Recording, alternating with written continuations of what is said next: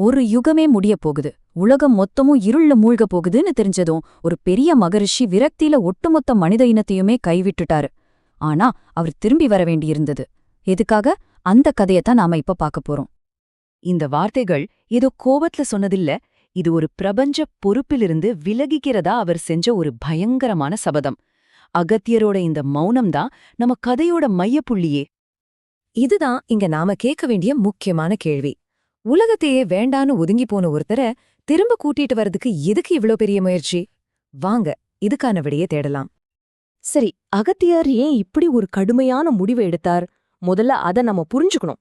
அவர் வரப்போகுதுன்னு கணிச்ச அந்த காலகட்டம், அதுதான் கலியுகம். குழப்பம், பொய், அதர்மம்னு எல்லாம் நிறைந்த ஒரு இருண்ட காலம். பாருங்க, அகத்தியரோட கண்ணுக்கு எதிர்காலம் இப்படித்தான் தெரிஞ்சிருக்கு. ஒரு பக்கம் தர்மம் செழிச்ச காலம், இன்னொரு பக்கம் தர்மம் தலைகீழா மாறப்போற காலம். இப்படி ஒரு இருண்ட உலகத்தை காப்பாத்துற பொறுப்பு இனியும் தன்னால சுமக்க முடியாதுன்னு அவர் ஆழமா நம்பினாரு. அவரோட தீர்மானம் எவ்ளோ உறுதியா இருந்துருச்சுன்னு பாருங்க. அது ஒரு அசைக்க முடியாத மலை மாதிரி.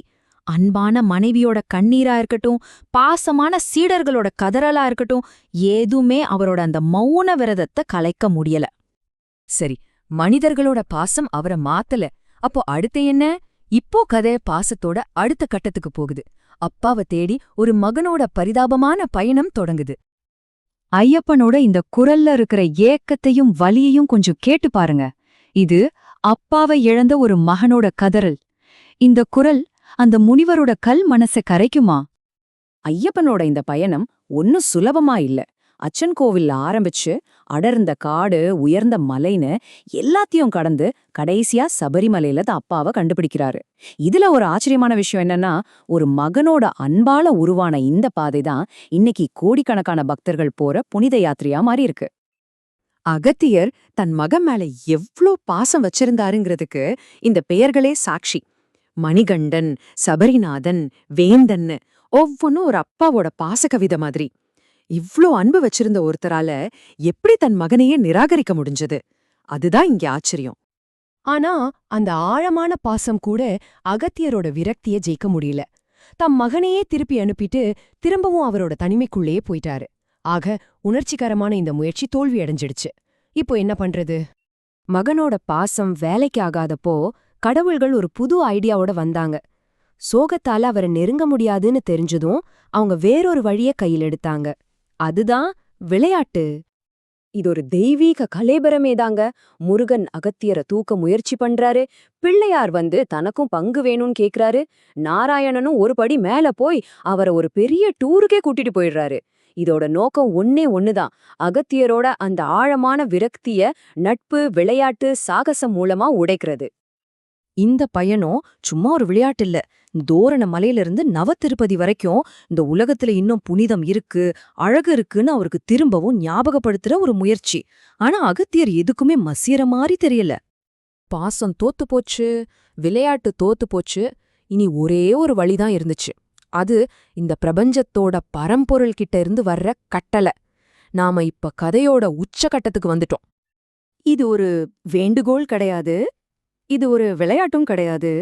இது பிரபஞ்ச கடமையோட ஒரு நினைவூட்டல். உன்னோட தனிப்பட்ட விரக்திய விட உன்னோட கடமை ரொம்ப பெருசுன்னு உணர்த்துற இறைவனோட கட்டளை. இதுக்கு அகத்தியரால பதில் சொல்ல முடியல. ஈஸ்வரனோட கட்டளைக்கு பிறகு அகத்தியர் ஒரு நொடி கூட தாமதிக்கல. அவரோட மௌனம் களைஞ்சது, விரக்தி மறைஞ்சது. அவர் உடனே செயல்ல இறங்கினாரு. அவர் சும்மா திரும்பி வரல. கலியுகத்தோட பாவங்களை சுமக்க போற மனிதர்கள் தங்கள தாங்களே சுத்தப்படுத்திக்கிறதுக்கு சில உறுதியான வழிகளை உருவாக்க ஆரம்பிச்சாரு. அதுதான் அவரோட முதல் வேலையா இருந்துச்சு. அவர் உருவாக்கின முதல் கருவிதான் பாபநாசம். அதோட பேர்லயே அதோட அர்த்தம் இருக்கு இல்லையா? பாவங்களை அழிக்கிற இடம்.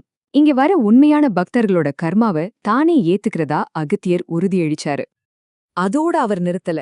அடுத்ததா அவர் தாமிரபரணி நதியை உருவாக்கினாரு. அது வெறும் ஆறு இல்ல, கலியுகத்தோட பாவங்களை கழுவி செல்றதுக்காகவே ஓடுற ஒரு அருளின் நீரோடை. மனிதர்கள் தங்களை சுத்தப்படுத்திக்க அகத்தியர் கொடுத்த இரண்டாவது பரிசு இது.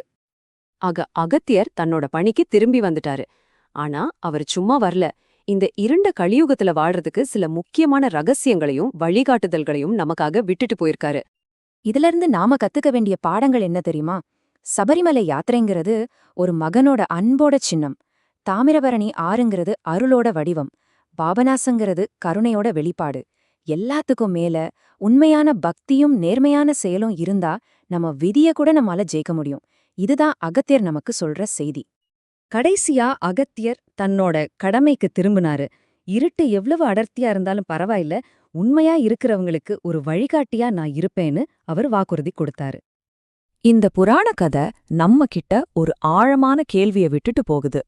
மகனோட அன்பு, கடவுள்களோட விளையாட்டு, இறைவனோட கட்டளைன்னு பல வடிவங்கள்ல வெளிப்பட்ட அன்பு ஒரு பெரிய முனிவரையே விரக்தியிலிருந்து மீட்டிருக்கு. அப்படியானா நம்ம வாழ்க்கையில நாம காட்டுகிற அன்பால நம்மாலையும் சரி, நம்ம சுத்தி இருக்கிறவங்களாலையும் சரி, என்னென்ன அதிசயங்களை சாதிக்க முடியும்? யோசிச்சு பாருங்க.